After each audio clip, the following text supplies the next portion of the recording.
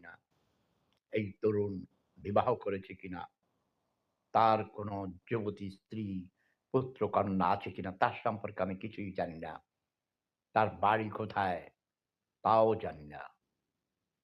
ঢাকা শহরে লেখাপড়া করে সে নিজের পায়ে দাঁড়িয়েছে।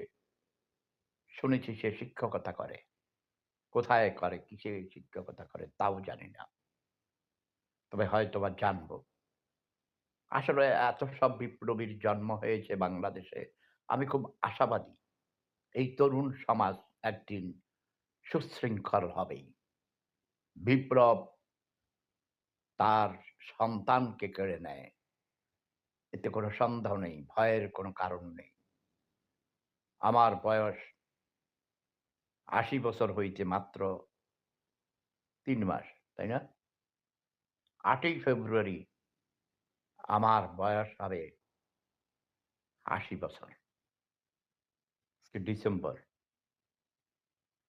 জানুয়ারি, ফেব্রুয়ারি। আরে ২ মাসেরও কম। ৮০ বছরের দাদা। এখনো কচি, কচি সুন্দরী তরুণীরা আমার কাছে প্রেম নিবেদন করে।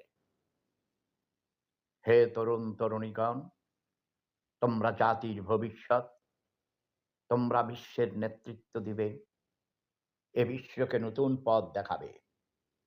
তোমরা তোমাদের কাজ থেকে, তোমাদের সংগ্রাম থেকে এক পাও পিছাবে না।